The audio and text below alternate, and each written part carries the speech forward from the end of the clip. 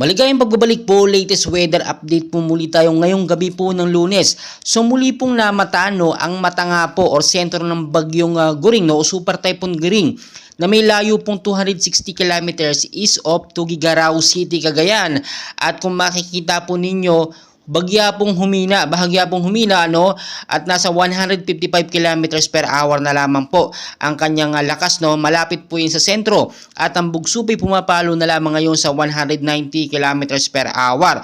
Pa northwestward pa rin po ang kilos na may bilis pong 15 kilometers per hour. At kung makikita nyo po sa ating pinaka-live radar, nandito na po, nasa medyo bandang Central Luzon po, yung direction po o yung pwesto po nitong si Super Typhoon Goring at talagang apektado po ang ilang bahagi ng Luzon, Visayas at Mindanao sa ngayon. Pero ang tinitignan po natin dito, yung pag-alis nga po niya, yung direksyon niya papalayo po sa ating Philippine Area of Responsibility.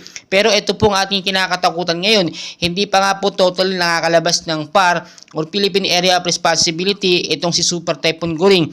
May panibagong bagyo na naman po na parating. Ito nga po yung tinatawag po natin na bagyong Hana, which is nasa labas po siya ng Philippine Area of Responsibility natin. Ito po, sa gitna po na yan, yung bilog po na yan, nakikita nyo namang mabuti sa ating pinaka-live radar or ating pinaka-live track. Sa ngayon po, ang hangin po nito, si bagyong Hana ay pumapalo na nga po 65 kilometers per hour, Medyo malakas po ito, At ang bugso po ay nasa 80 kilometers per hour pa rin po yan na kumikilos pong pa northwestward sa bilis po na 15 kilometers per hour. Medyo mabilis po yan at kung titignan po ninyo, ina-expect po talaga ng Pag-asa, ayon din po sa report, ay sa susunod na ilang mga araw ay posible pong pumasok na po ito sa ating Philippine Area of Responsibility. So talagang nakamonitor ito sa atin, tinitingnan po natin ito dahil ang mangyayari po dito, posible na mangyari, hindi pa nakakalabas ng PAR itong si Super Typhoon na Goring, ay baka pumasok na